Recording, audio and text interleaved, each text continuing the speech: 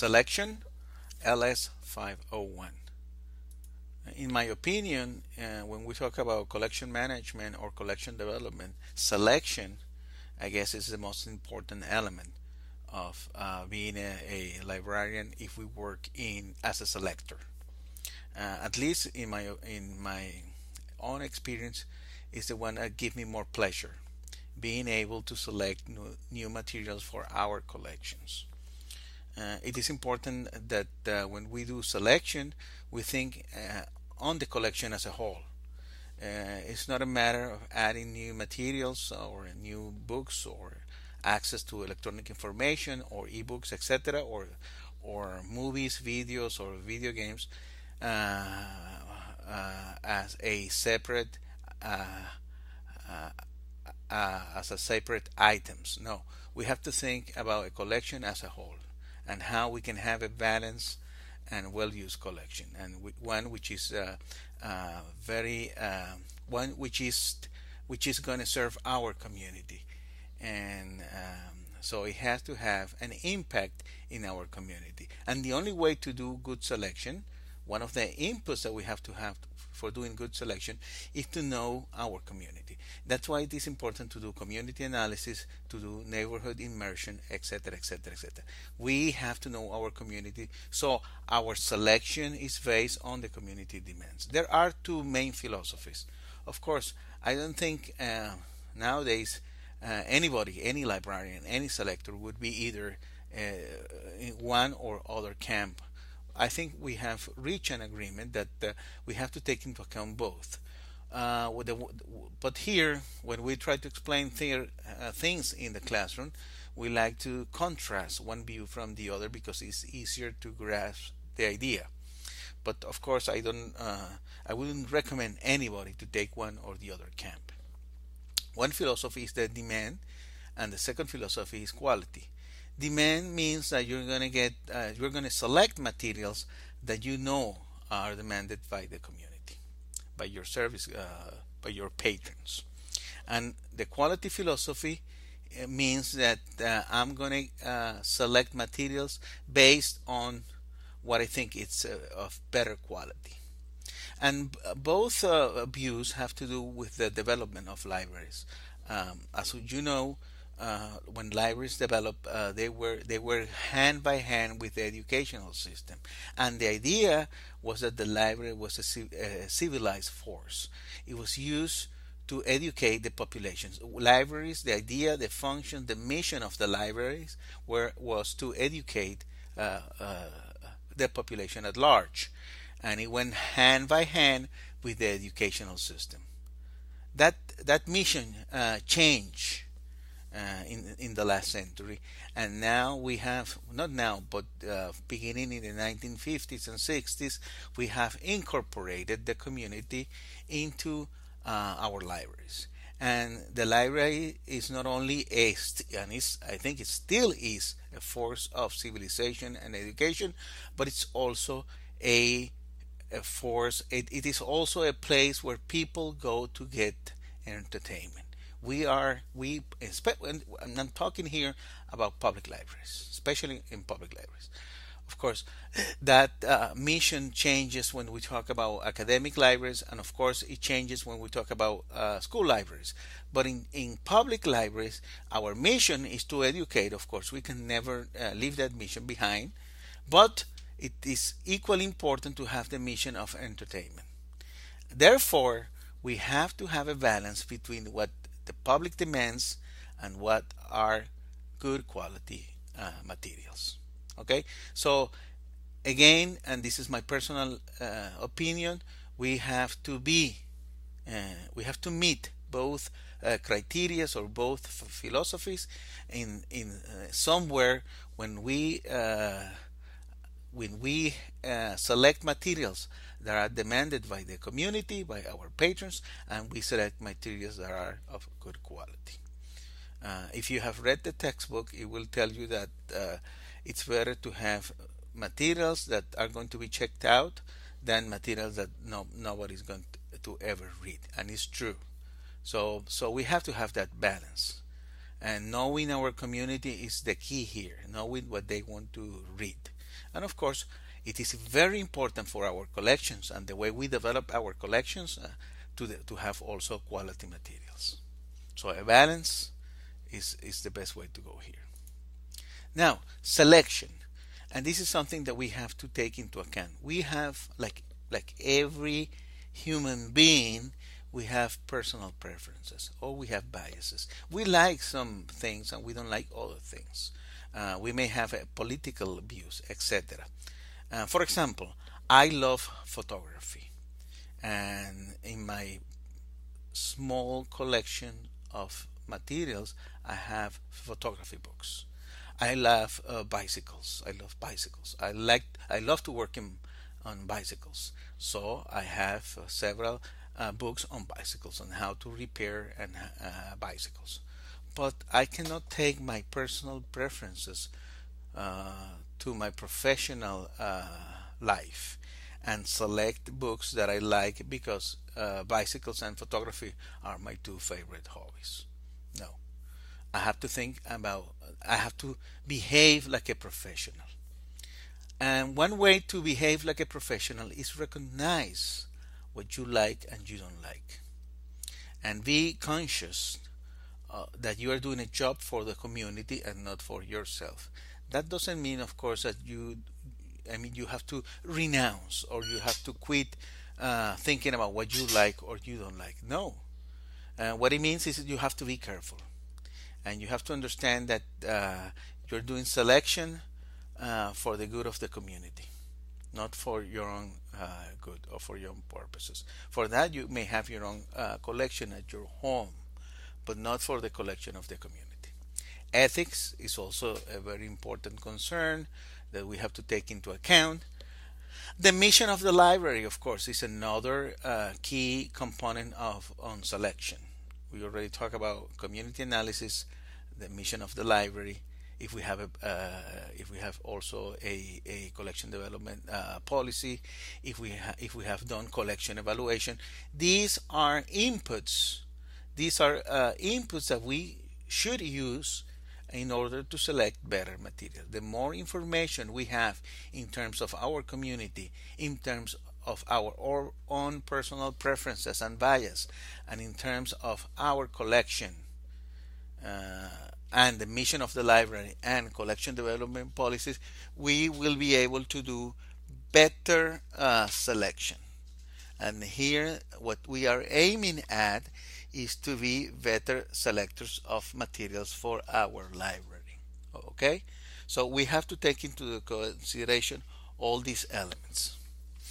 Also, of course, it is very important that depending on the library type that we work, if we're working in public libraries, academic, school, or special libraries, maybe more difficult to do selection in public libraries because we have a more diverse community with diverse interests.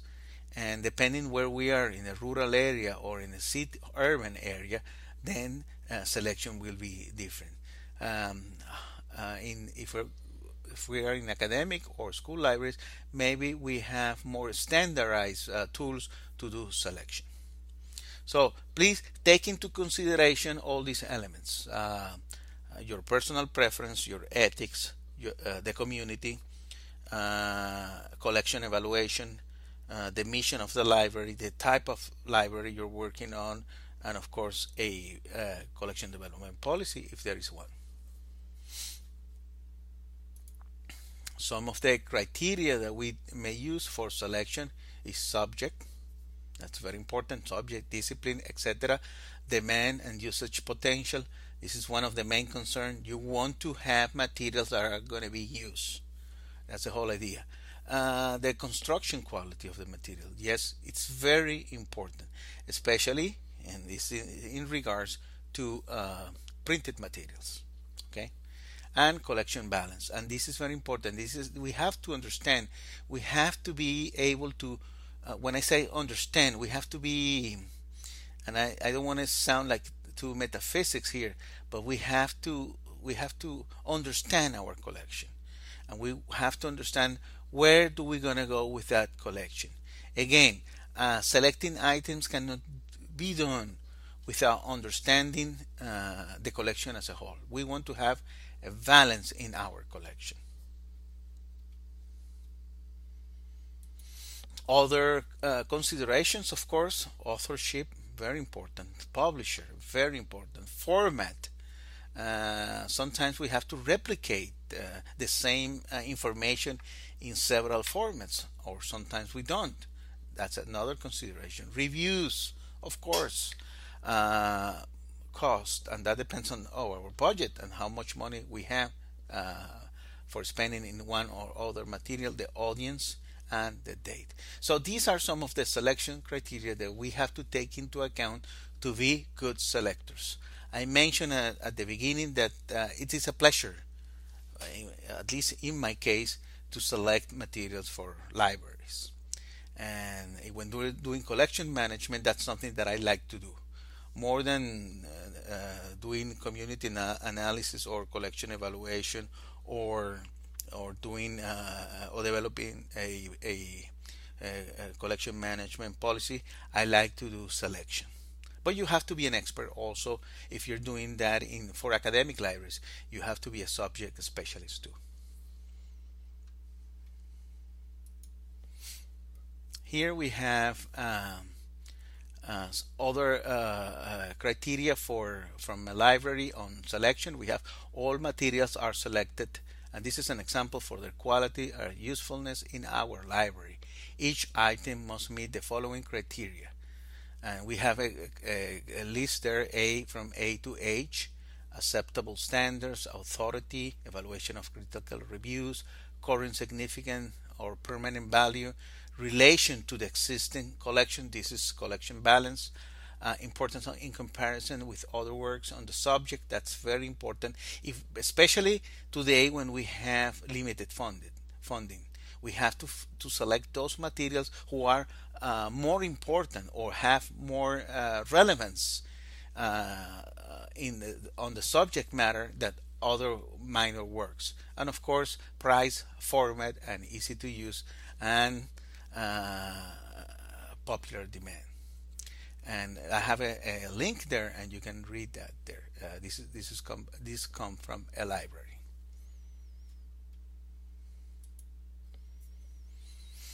Another important consideration is that we can get other materials and formats, of course. Audiovisuals, videos, movies are very important today. And I was reading, I don't know if that's in the textbook or somewhere else, that most of the items that are being checked out in one of the libraries there were videos. So video, music, very important too. And now, of course, we have more. The situation has get more complex. It's more complex now because we not only have what is traditionally written text or printed text and figures and photograph, and we have also different formats too. We have electronic formats, electronic format. We have CDs, DVDs, and of course we have ebooks. And now we have more methods of delivering information, such as downloadables. So you can download your book, or you can download the music, and you can do that. You can be you have in many libraries, of course, not in all libraries, but in the major systems in the US, in public libraries, we have remote access to the collection. So you don't even have to visit the library. You can check out not any, but many books online. So that's another consideration now, and it will depend. That's why it is so important to know who are our patrons, because we have to, of course, offer access to information to those patrons. However, and this is something that I like to do emphasis, and I think I have mentioned this before. Remember, even though we have to tend to the or address the information needs of our current patrons, remember the potential users. It is very important that we are able to get more people into our libraries. When I say into our libraries, I don't only mean uh, they going in physically visiting our library. No, I mean accessing information through the library, downloading ebooks to their tablets or cell phones, checking out videos, etc., streaming content. So we have to think about potential users too.